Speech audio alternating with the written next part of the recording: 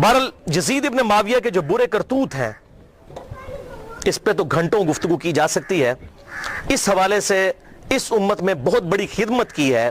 अहले सुन्नत के बहुत बड़े एक इमाम गुजरे हैं आज से 900 साल पहले। इमाम अब्दुर्रहमान बिन अली बिन मोहम्मद बिन अल जौजी अल मुतवफ़ा 597 हिजरी 597 हिजरी में फौत हुए। आज 1436 हिजरी है, 900 साल पहले।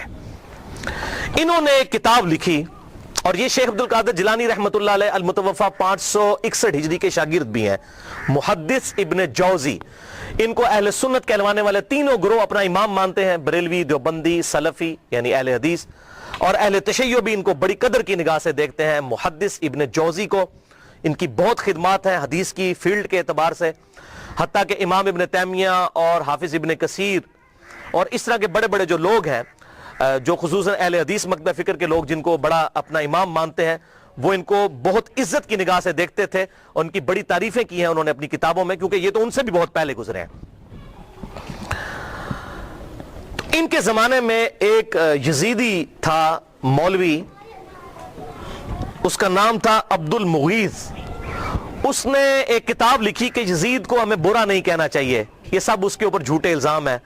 हत्ता कि बुखारी मुस्लिम में भी जो हदीसें आई हैं उसने कहा ये बस इसी तरह है। जिस तरह आज भी मुनकरीन हदीस है ना, वो बुखारी मुस्लिम की हदीसों को कहते हैं हम नहीं इन हदीसों को मानते, तो मुनकरीन हदीस हमेशा से रहे हैं। तो उसने वो हुकूमती मुल्ले होते हैं ना, हुकूमतों से पैसा लेके तो फतवे देते हैं, आज भी लोग देते हैं। तो उसने एक किताब लिखी अब्दुल मुगीस ने। तो उस वक्त फिर मुहद्दिस इब्न जौजी मैदान में उतरे और उन्होंने ये किताब लिखी अर्रद्दु अलल मुतअस्सिबिल अनीद अल मानि'i मिन ज़म्म यजीद। ये उस सरकश और जिद्दी का रद्द है जो यजीद की मजम्मत करने को बुरा समझता है।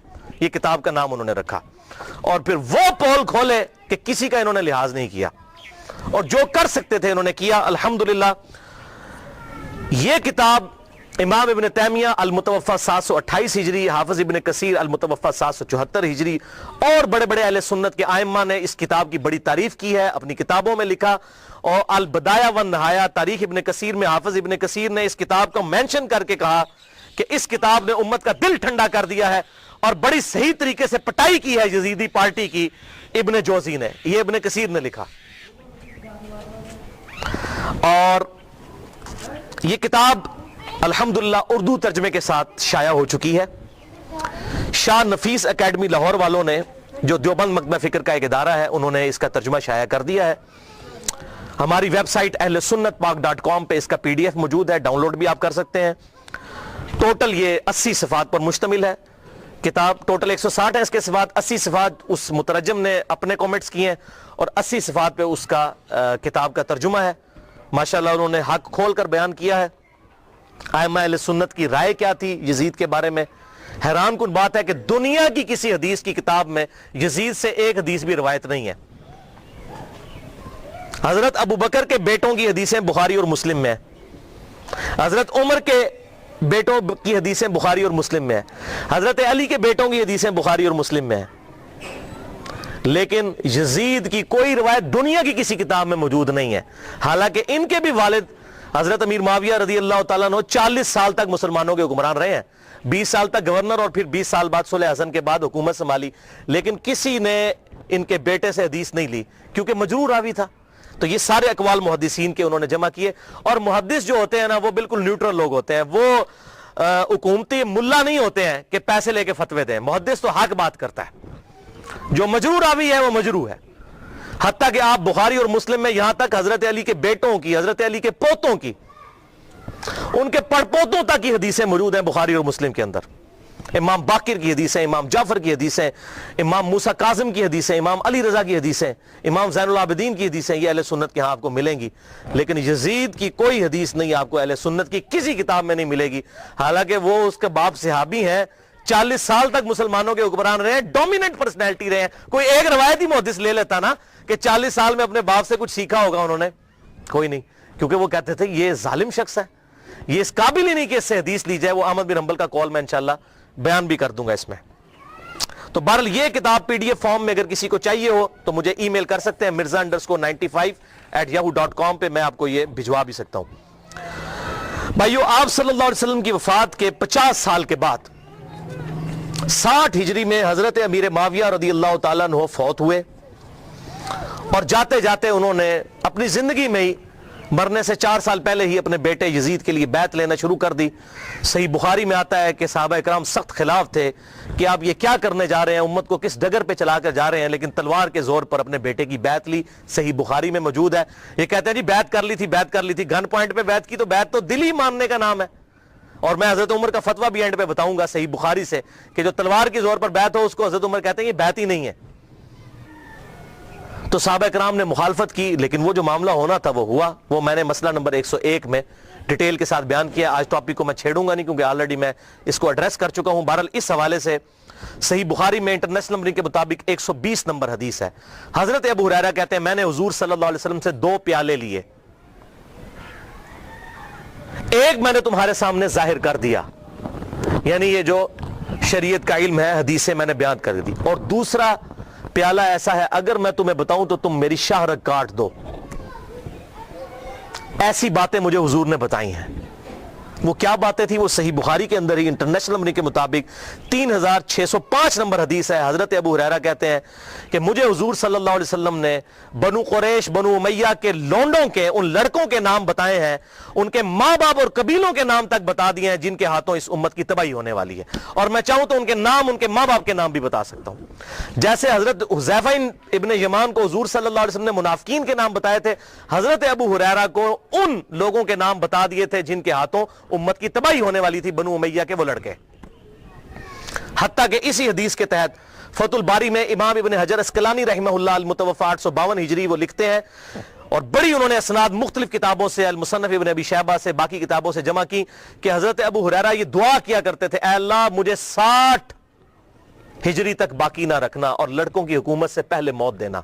59 हिजरी में हजरत अबू हुरैरा फौत हो गए और 60 हिजरी में यजीद इब्न माविया तख्त नशीन हुआ। और इसमें एक मरफू हदीस है इंटरनेशनल नंबर के मुताबिक मुस्नद इमाम अहमद में 8302 और मिशकात में भी 3716 के आप सल्लल्लाहु अलैहि वसल्लम ने फरमाया 70 की दिहाई के आगाज से अल्लाह की पनाह तलब करो और नौजवान लड़कों की हुकूमत से अल्लाह की पनाह तलब करो। 70 की दिहाई का आगाज यानी 61 हिजरी और वाक़या करबला 61 हिजरी में हुआ है। तो आप सल्लल्लाहु अलैहि वसल्लम ने अपनी उम्मत को इस हवाले से खबरें दी थी कि आप सल्लल्लाहु अलैहि वसल्लम की वफात के बाद उम्मत के साथ क्या सलूक होने वाला है। तो इसके जुल्म की दास्तान बहुत तवील है। यहां पर मैं इसके 3 बड़े बड़े स्याह कारनामे जिक्र करूंगा अहादीस की किताबों से, तारीख नहीं। अगर तारीख में मैंने बताया, तारीख में अगर 10 बातें यजीद के हक में है ना तो 1000 उसके खिलाफ हैं। लेकिन क्या करते हैं ये हुकूमती मुल्ले, वो चंद एक बातें नकल करके तो फिर दिफा करने का कोशिश करते हैं और फिर किताबों पे पाबंदी लग जाती है। वो जो झूठी किताब सलाउद्दीन यूसुफ साहब ने लिखी, वो गवर्नमेंट ने पाबंदी लगा दी। कोई हदीस नकल नहीं की है, बल्कि सारी तारीखी रिवायतें नकल की हैं और वहीं पर लिखा हुआ है कि यजीद की फौजों ने वाक़या हर्रा में 1000 सहाबियात और ताबियात के साथ जिना किया और वो हामला हो गई और 3 दिन तक मस्जिद नबी में घोड़े बांध कर रखे और मस्जिद नबी में नमाज नहीं हुई है। लेकिन सलाउद्दीन यूसुफ साहब की रग नहीं पड़की कि मैं ये हक लोगों को बताऊं इब्ने कसीर से। उस इब्ने कसीर से अपने मतलब की बातें नकल की, मैं बता रहा हूं 10 बातें नकल की, 1000 उसके खिलाफ लिखी हुई हैं। लेकिन जब कोई बंदा बेईमानी पे उतर आए तो उसका तो कोई इलाज नहीं है। लिहाजा मैं तारीख को करता हूं साइड पे, मैं सिर्फ आपको अहादीस से हवाले दूंगा जिसके सामने अब सारे खामोश हो चुके हैं। जब से ये मेरी ये पंफलेट आए हैं, ये वाक़या करबला का हकीकी पस मंजर 50 सहीहुल असनाद अहादीस की रोशनी में, ये वाला पंफलेट और ये राफजियत, नासबियत और यजीदियत का तहकीकी जायजा, ये पंफलेट मैंने डॉक्टर जाकिर नाइक के खिलाफ लिखा था, इंग्लिश के अंदर भी, उर्दू के अंदर भी। और उनके हमने शागिर्द पाकिस्तान आए, उनके हाथ में ये पंफलेट पकड़ाए कि खुदा के लिए कि आप ये कौन सी वो इमाम गजाली की लिखी हुई तारीख बयान कर रहे हैं, इब्ने तैमिया की लिखी हुई तारीख बयान कर रहे हैं। खुदा के लिए हदीस की किताबें पढ़ें, बुखारी और मुस्लिम पढ़ें, या तो बुखारी और मुस्लिम को गलत कहते हैं, मुनकरीन हदीस बन जाए। ये तारीखें तो हुक्मरानों ने लिखवाई हुई हैं। बादब बा मुलाजा होशियार लिखो, हम बड़े सखी थे, हम ये थे वो थे, तारीखें तो हुक्मरानों की लिखवाई हुई हैं। हदीसें हैं, ये हैं ईमानदार लोग मुहद्दिसीन, ये हैं असल अहले हदीस अहले सुन्नत जिन्होंने हक बात उम्मत को बताई, इनको फॉलो करें। तो दीन जब मुहद्दिसीन से लिया तो इस तरह की बातें मुहद्दिसीन से लेनी है। ऑथेंटिसिटी तो मुहद्दिसीन की है, ना कि इन लोगों की है। तो इस हवाले से ये बात आप समझ लीजिए। 3 स्याह कारनामे यजीद के।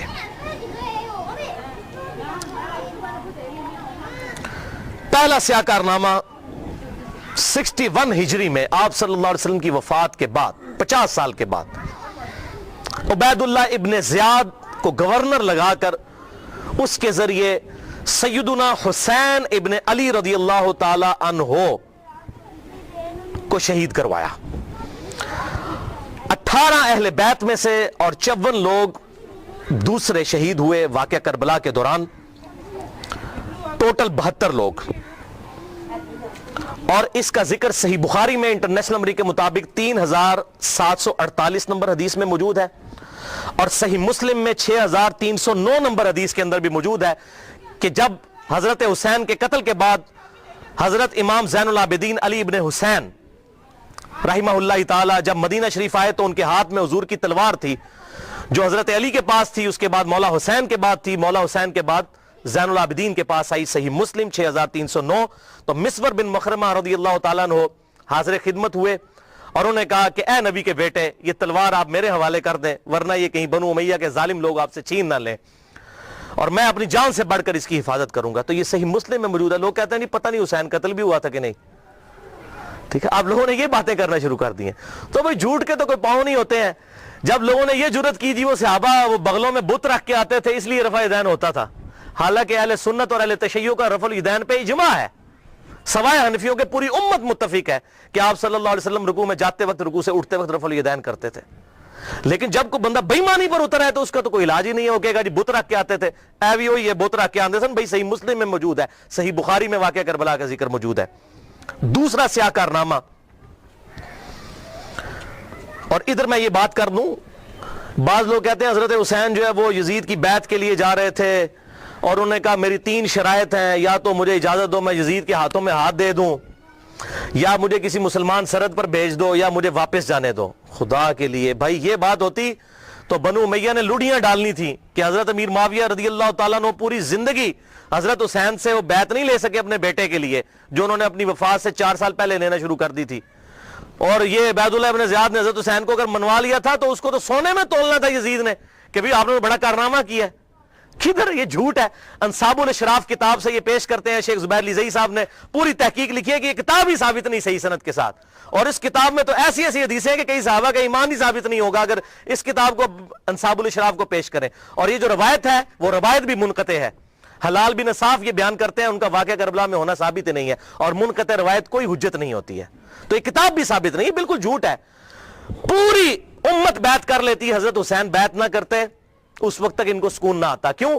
حسین کا بیعت کرنے کا مطلب تھا کہ آل محمد نے بنو امیہ کی بدماش حکومت کو اسلامی حکومت تسلیم کر لیا ہے.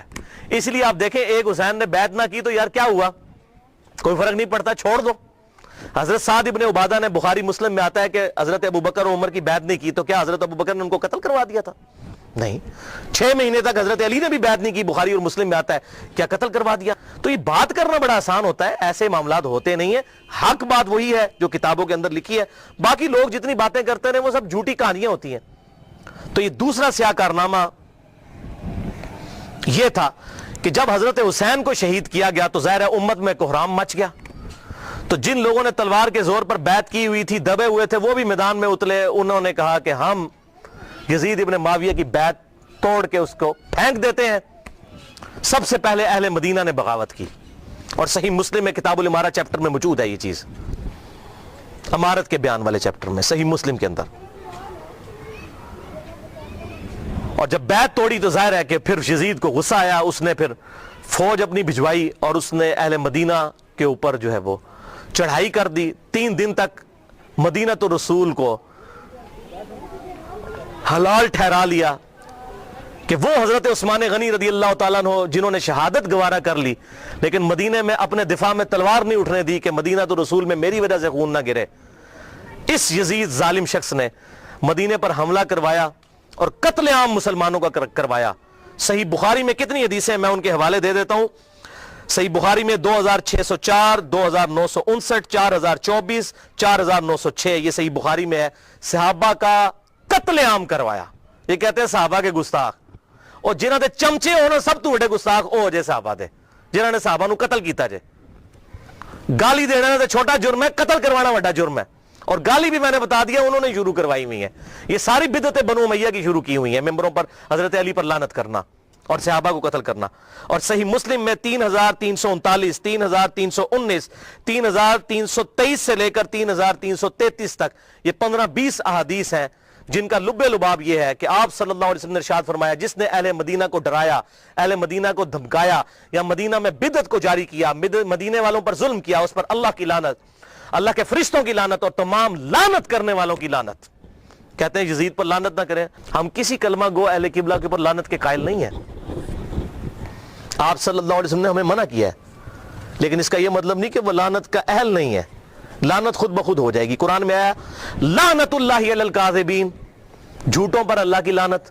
آپ میرے سامنے واضح جھوٹ بولیں, میں آپ کو لعنتی پھر بھی نہیں کہہ سکتا, حالانکہ آپ لعنت کے مستحق ہو رہے ہوں گے. جھوٹ بول کے خود بخود مستحق ہوں گے لعنت کے. اسی طریقے سے سورہ محمد کی آیت نمبر 22 اور 23 میں آتا ہے جو لوگ فساد فی الارض کرتے ہیں, زمین میں قتل نہ حق کرتے ہیں, ان پر اللہ تعالیٰ کی لعنت ہوتی ہے. تو قرآن میں لعنت آئی ہے ظالموں کے اوپر, تو ہمیں تو بھیجنے کی ضرورت ہی نہیں. خود بخود جسے فٹ اسے گفٹ, جو ایسا کام کرے گا وہ خود لعنت کا مستحق ہو جائے گا.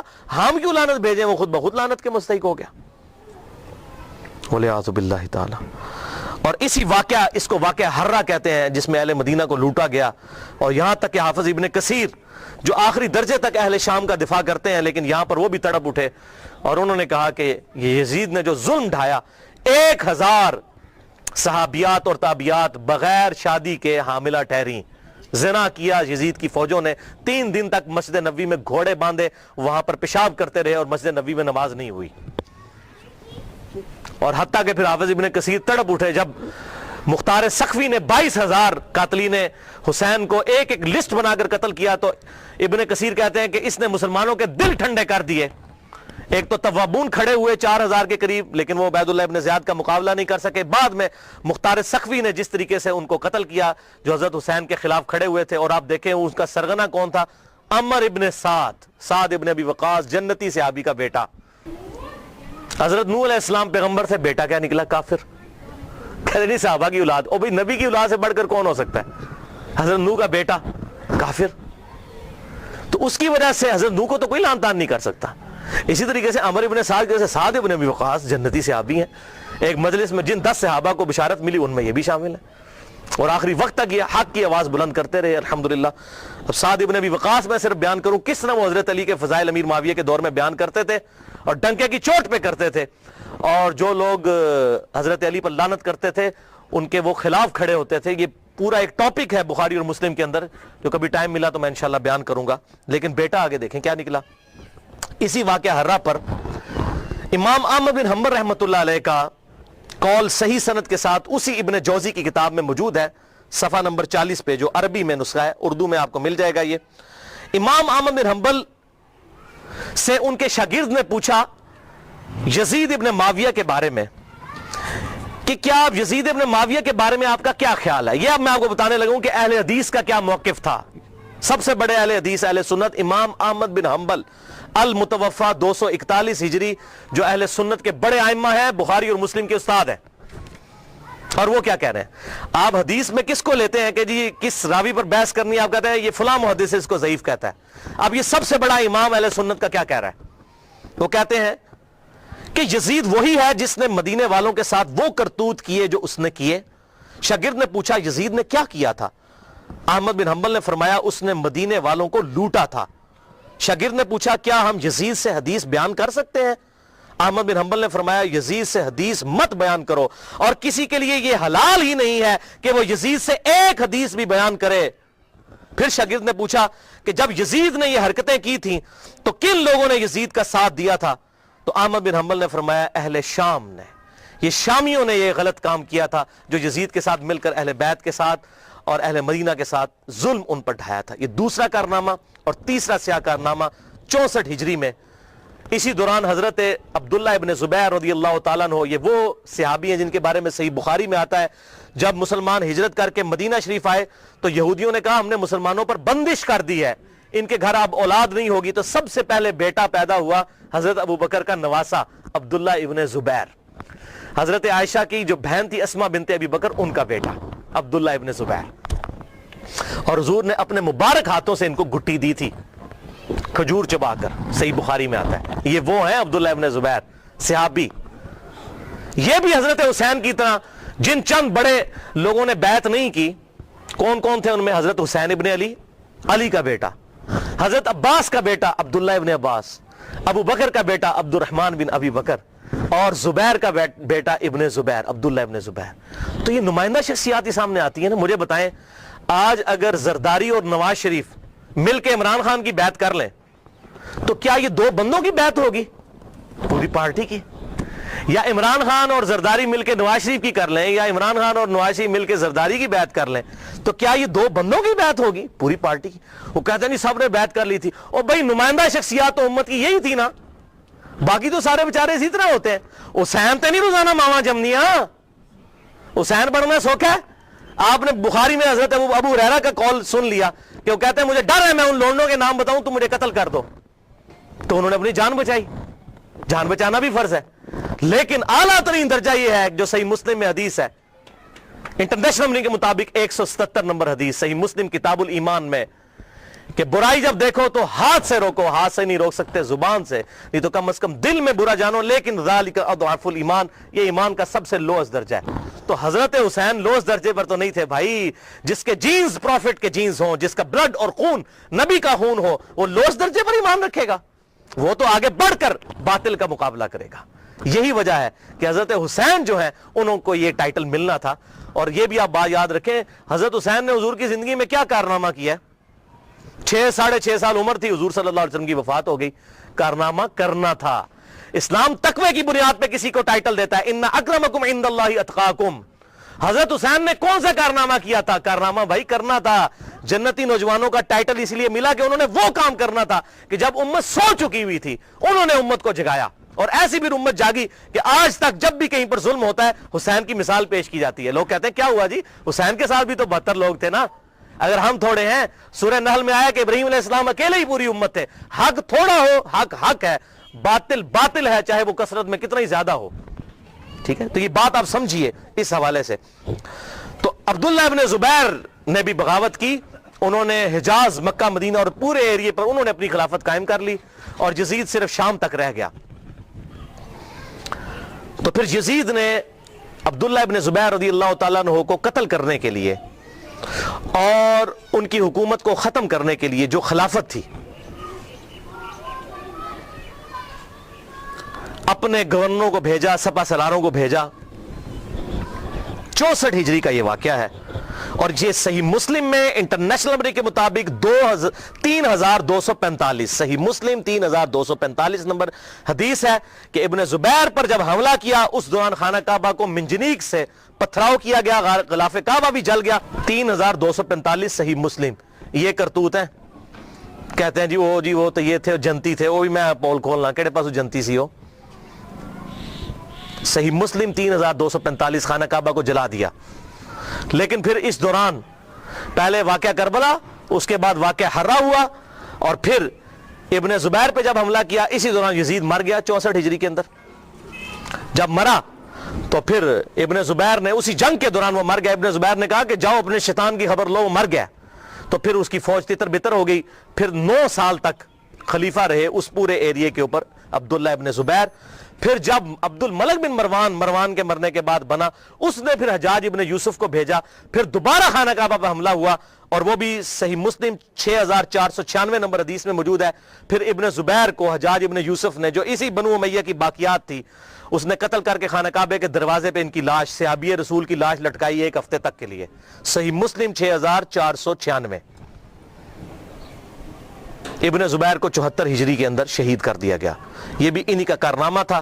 اب یہاں پر میں کسی محدث کا فتویٰ، کسی محقق کا فتویٰ، کسی حکومتی ملے کا فتویٰ، کسی روزی روٹی چلانے والا دین سے اس کا فتویٰ نہیں، امیر المؤمنین سیدنا عمر ابن خطاب رضی اللہ تعالیٰ عنہ کا فتویٰ صحیح بخاری سے پیش کرنے لگا ہوں۔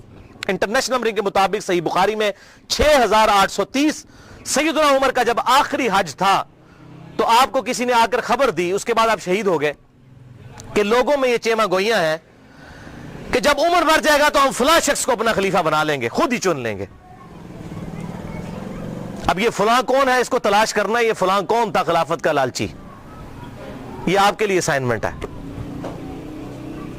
فلاں شخص کی ہم بیعت کر لیں گے، حضرت عمر کو اتنا غصہ آیا کہ مسلمانوں کے مشورے کے بغیر. صحیح بخاری 6830 بڑی لمبی حدیث ہے. حضرت عمر فاروق رضی اللہ تعالیٰ ممبر پر چڑھے اور ابن عباس کہتے ہیں کہ میرا گھٹنا جو ہے نا وہ بالکل ممبر کے ساتھ ٹچ تھا جب میں نے یہ حضرت عمر کا خطبہ خود سنا. اور حضرت عمر اتنے غصے میں تھے, میں نے کہا کہ آج تو یہ, بلکہ صحیح بخاری اسی حدیث میں آتا ہے کہ عبد الرحمن بن عوف کہتے ہیں کہ آپ تو عرفات کے میدان میں خطبہ دینے لگے. تو میں نے کہا امیر المومنین یہاں پر ہر طرح کے لوگ موجود ہیں, کوئی پڑھ لکھے ہیں, کوئی ان پڑھ ہیں, تو آپ کی بات کا کوئی اور مطلب نہ لے لیں, آپ صبر کریں, مدینہ جا کے خطبہ دیں. تو مدینہ شریف جا کر پہلا کام حضرت عمر نے خطبہ دیا 6830 بڑی باتیں ارشاد فرمائی, اور پھر اس میں ارشاد فرمایا ورڈ بائی ورڈ, لفظ بائی لفظ حضرت عمر کے الفاظ. صحیح بخاری 6830. دیکھو خیال رکھنا کہ کوئی شخص بھی بغیر مسلمانوں کے مشورے کے اور بغیر اتفاق رائے کے تم پر مسلط نہ ہونے پائے, ورنہ اس کا انجام قتل و غارت ہوگا. اور وہ آپ نے دیکھا کتنی قتل و غارت ہوئی. حضرت حسین کو شہید کیا گیا, واقعہ ہررا ہوا, پھر خانہ کعبہ کو جلایا گیا. پیچھے کیا رہ گیا؟ مکے کی حرمت پامال, مدینے کی حرمت پامال, اہل بیت کی حرمت پامال. اس سے زیادہ کیا کر سکتا تھا؟ اور حضرت عمر نے پہلی پیشن گوئی کی تھی مسلمانوں کے مشورے, تو وہ تلوار کے زور پہ کیا گیا. وہ میرا پورا لیکچر سن لیں, صحیح بخاری کے اندر موجود ہے حدیث اور کتابوں کے اندر, کہ تلوار کے زور پر زبردستی بیعت لی گئی اور صحابہ نے مخالفت کی, لیکن نہیں کسی کی سنی گئی. وَلِعَاذُ بِاللَّهِ تعالی. یہ تو تھے 3 سیاہ کارنامے. اب آخر میں